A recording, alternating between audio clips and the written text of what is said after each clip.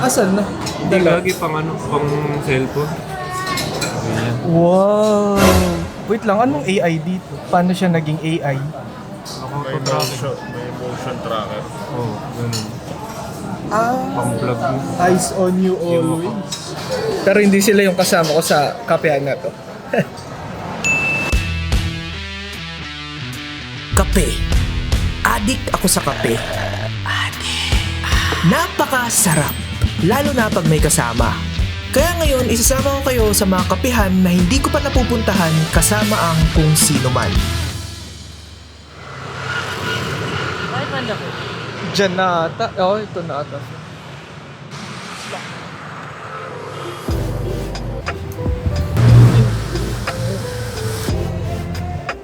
Ang pwede pang video dito.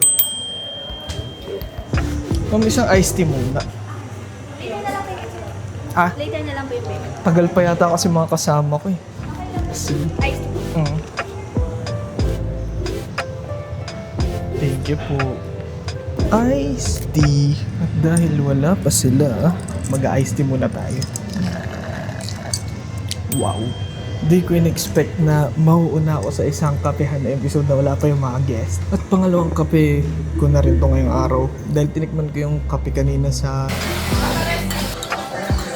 Pero pwede na. Lasa siyang...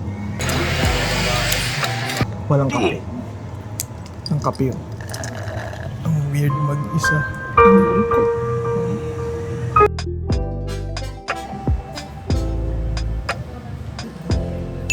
Ang laki mo na, Even. Ganun ka pa rin. Basta buhay. Movie din yan, guys. Ha? Tingnan pa yung pa. Shy ako. Shy ka. Tingin niyo kung ganun na rin.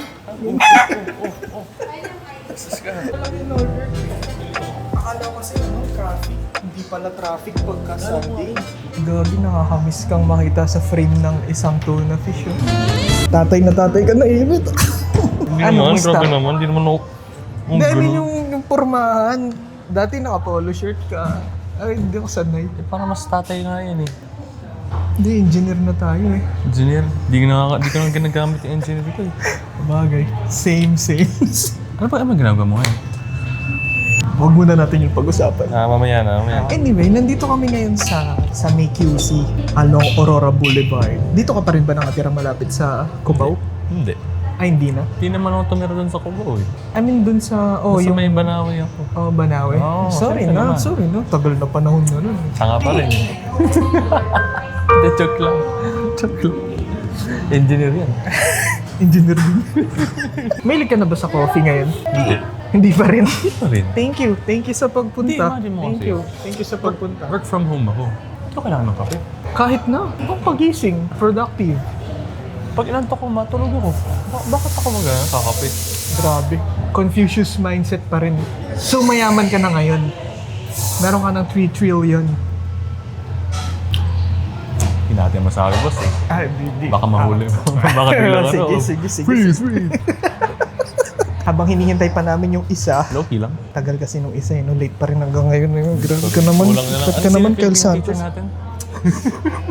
Hindi ko na Magpahinga ka matandaan. Masyado na matagal na panahon. Sige, order na tayo. Ano ba orderin mo? Nagkakape ako ngayon. Nice! Kasi yun naman yung point ng kapihan series eh. Pag hindi ka nagkape, anong point na itong ginagawa nating video ngayon? Chocolate cream. Sikap dito ba eh? Pasta, rice bowl. Dapat ganito pala to hinahawakan. Sige na, wag mo. Gusto mo ng donut? Libre ko. Donut. Mura libre ng Chinese. 48 lang yan. Mikmik ko? O di, sige, ito na lang. Tigil isang grilled cheese. Hindi masarap yan. Ito yung masarap. Chocolate, di ba? May ka. Hanggang ngayon, wise pa din. Sarap yan. Tataho. Ma'am, order kami coffee. Isang homemade vanilla, isang cafe latte. Eh! Haba ng buhok mo, Kayla. Long time. Sa mga bata. Mukha ka ng samurai. Lagi haba ng buhok mo, Kayla. Hindi na ako sanay. Lagi nakakamiss kayo ah. Parang ang weird na makita kayo sa isang frame. Kaya nga eh. Pero dapat talaga sa UST kami. Kaso, gagyan dami kasing tao sa UST. I mean, yung mga kapihan doon, hindi tayo magiging malaya. Ano masasabi mo sa ambience? Pretty comfy, honestly. Ganda yung yung lighting na lang. May ligan na rin ba sa coffee? O hindi pa? Actually, matcha guy na ako ngayon eh. Nag-coffee lang ako para maiba. Tama naman. Kumusta buhay mo ngayon, Kyle? Putang inang buhay ito. Underpaid, overworked. Okay, sige. We love engineering. Ngayon, nandito nga pala kami sa... True Habit Cafe. Kakagising lang nila. May bayad yan. Sino ba to? Oo. Ano to? Cafe latte yata yung minute ko. Ito?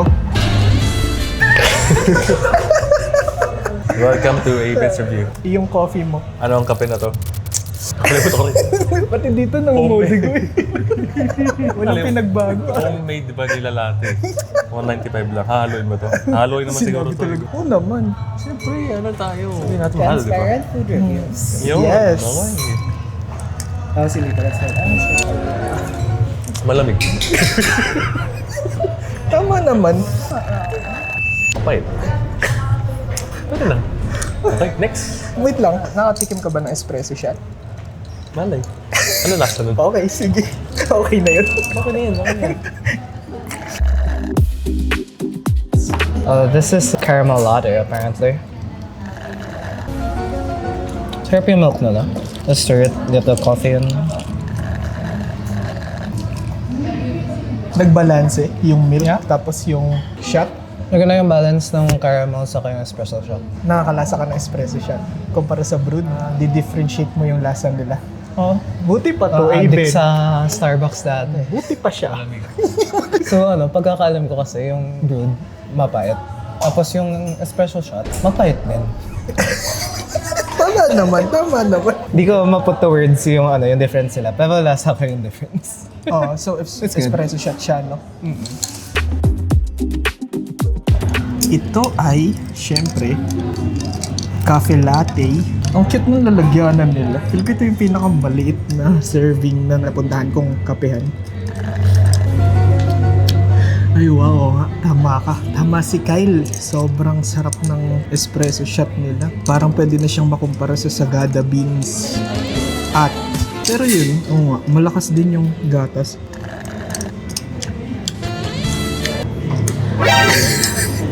Pero nga, malakas din yung gatas, pero oo nga, nandun yung kape, nandun din yung condense, balanse sila, mas lumalamang ng di hamak yung sa kape. Pero babalanse din naman ng condense. Kaya ang weird, para siyang perfect na cafe latte, pero syempre mas sinihanap pa rin ang dila ko yung matapang na cafe latte. Kasi doon ako nasanay sa matapang talaga. Malamig.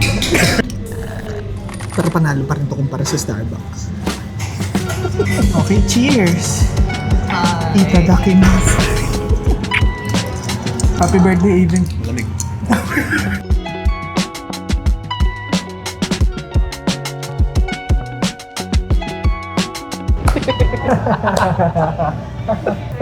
So, kamusta naman buhay ng dalawa? Malamig. Hanggang ngayon, no? Hindi na nakamove on. Ito naman eh. Di ba malamig? Mapait actually. Oo. Matamis. Malamig, matamis, mapait. Buhay ko ngayon. Okay lang. Okay lang naman. Wala Actually, naman. musta yung ano nyo? Buhay engineers. Horrible. Horrible. Ikaw. IT, software engineer. Sa mga making dyan, wag na. Pero aside from work, life is good. Kayo ba? Nice lang. Ayos lang. Mas lang daw siya. Musta yung pagiging Chinese? I don't know, I haven't not been Chinese in my life before. Ikaw ba? How is it not being Chinese? Chinese pa rin, ha? Ay. Actually, mas Chinese ako ngayon. Honestly, I feel more in touch with my culture kasi O, diba? sa ongpin ako nagtatrabaho everyday. Ayaw nga, no. Talaga na open ka? Yeah.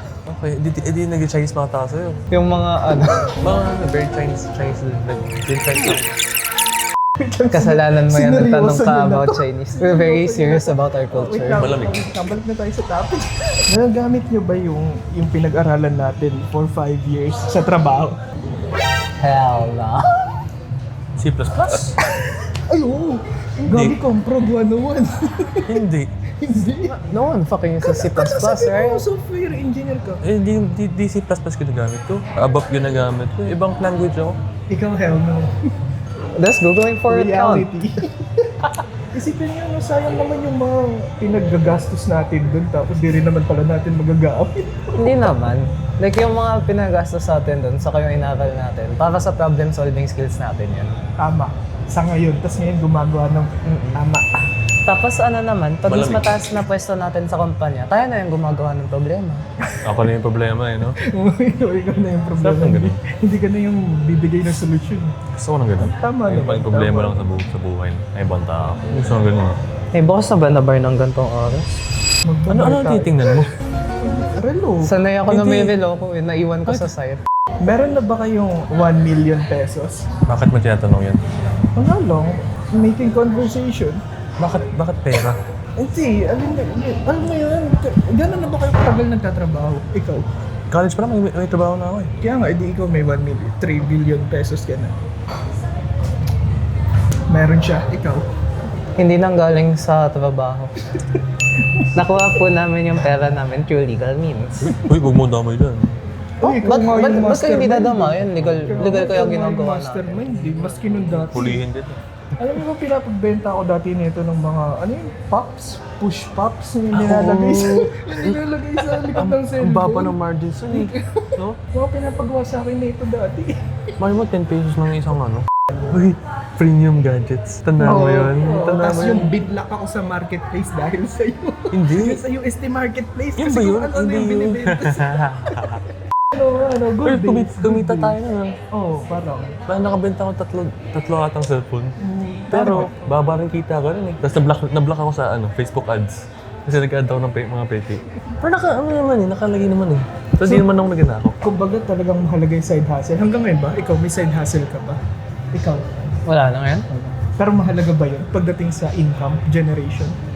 In this economy, Kahit engineers? Alam mo, full-time job ko, hindi siya yung main source of income ko.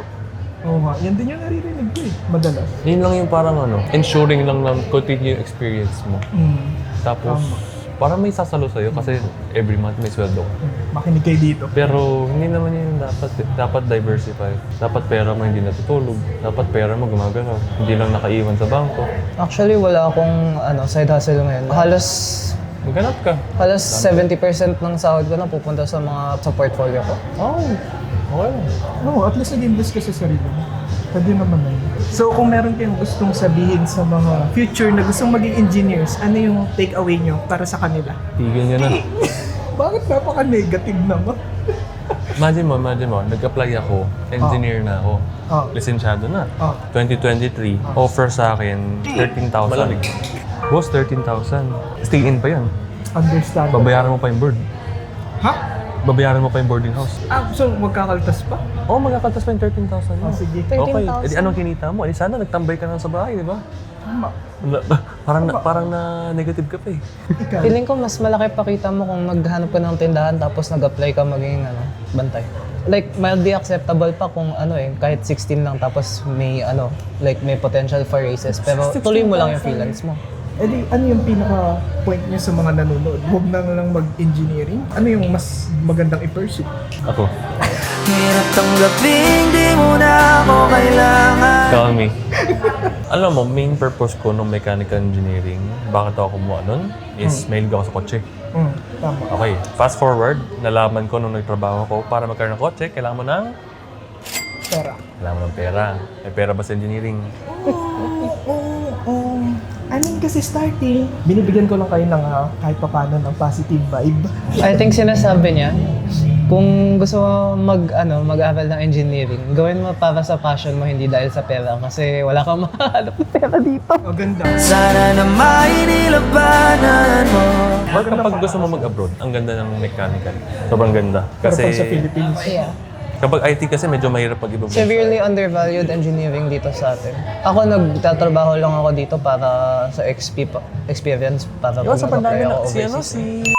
pero yun, maganda naman yung mga sagot mo. Thanks, Eben. Talo ka. Hey, thanks, Kyle. Na-miss ko kayo. Na-miss ko to. Miss ka rin to. Ang bayad yun? Magkano? Kaya kitang bayaran ngayon. 1,000 pesos.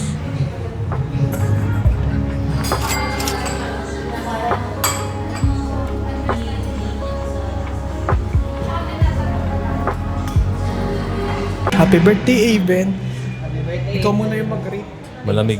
Out of 5 yung tapang ng kape. Homemade vanilla 4/5. Cafe latte 4/5. Kasi feel ko, hindi ko talaga ma-explain kung ano yung lasa. Pero masarap.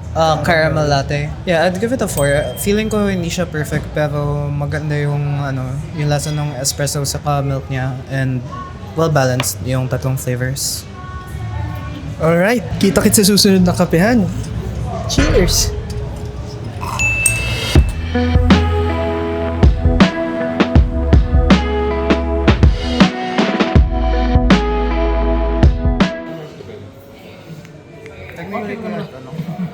Ganda oh.